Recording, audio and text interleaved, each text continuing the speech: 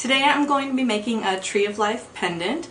This is actually something that someone posted a comment on one of my other YouTube videos and asked if I could make one. So I've spent several months, a really long time, figuring out something that I enjoyed, that I liked making, and here's what I've come up with. First thing that you need is you're going to need to make a hoop, and I've been using a 16 gauge sterling silver square wire. You don't have to do the same exact hoop I'm going to show you. You can use whatever kind of sturdy wire you have.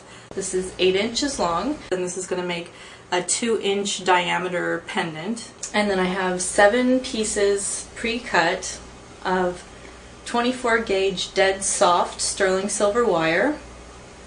They're between 8 and 9 inches long.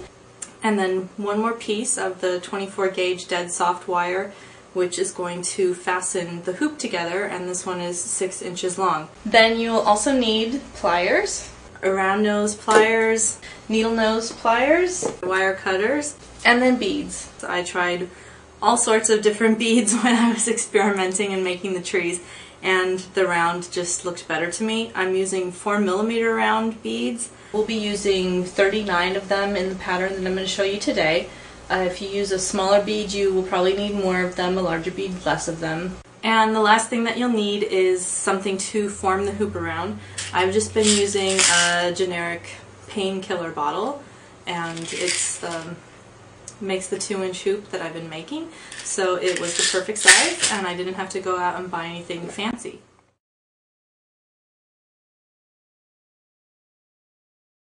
Start by taking the 16 gauge square wire and with your round nose pliers make a loop around one end. Then grab your bottle or whatever you're going to use as your form and bend the rest of the wire around it. Then on the end you haven't bent yet, bend it going the opposite direction to the inside of the hoop, same way as you did the first end. So it's going to look like that.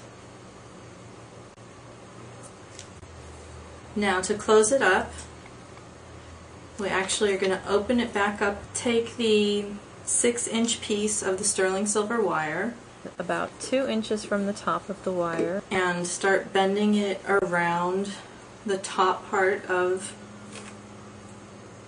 the hoop. If you use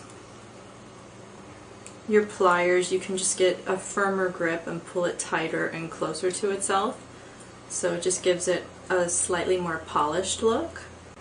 And then before you squish down the edge, you can push that back up inside of that top hoop and close that hoop back down on itself. And then go ahead and flatten down that little edge. This project has lots of little edges that are going to need to be flattened down. Now go ahead and overlap the two parts and wrap the wire around both of them until you get to about 2 inches from the other end. And once you've got about 2 inches left from the other end, start wrapping just around the one interior hoop. Close the interior hoop back up on itself.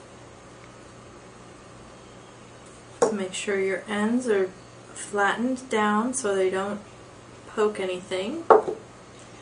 Then just go back around your hoop with your fingers, making it as round as you can. And there's the hoop that we're going to use. Now we're going to start putting on these little branch wires. I have found that it's easier to secure the little branch wires in place without putting any beads on first.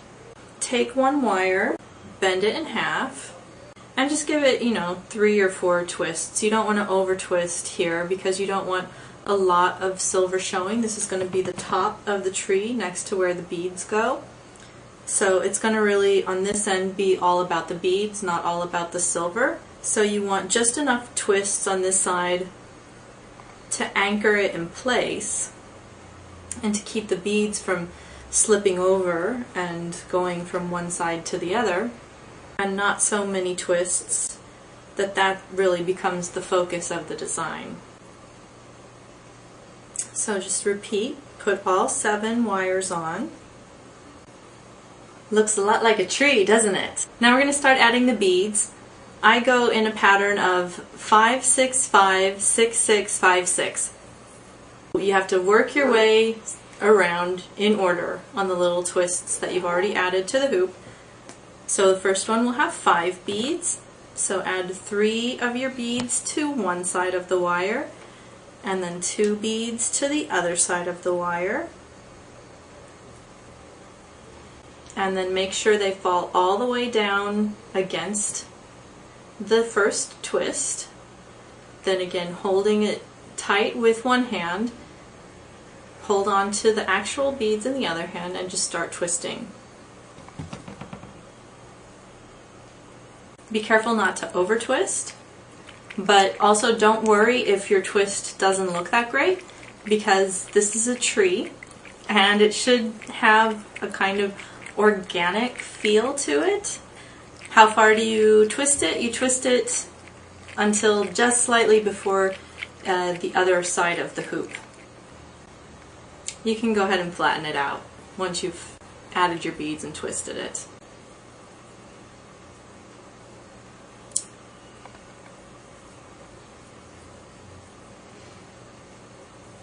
Five, 6, 5, 6, 6, 5, 6. 5, 6, 5, 6, 6, 5, 6.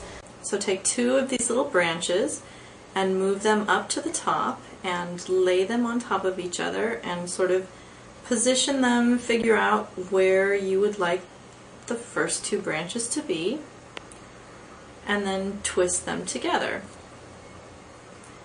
When you twist them together, you'll find that one way they want to twist together and the other way they don't really want to twist together. So twist them together the way that they want to twist together. Now go to the other side and do the same thing. Move 2 little branches to the top. Lay them out sort of how you would like to see them and twist them together. Now take these 4 branches and twist those together.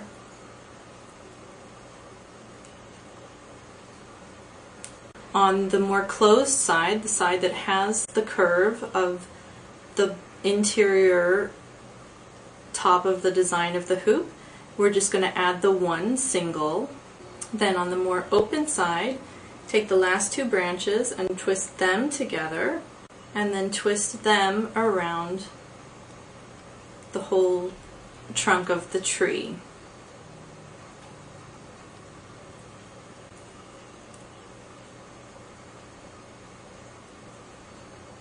Now take a minute to sort of look at your tree trunk, and you probably want it to go straight up and down.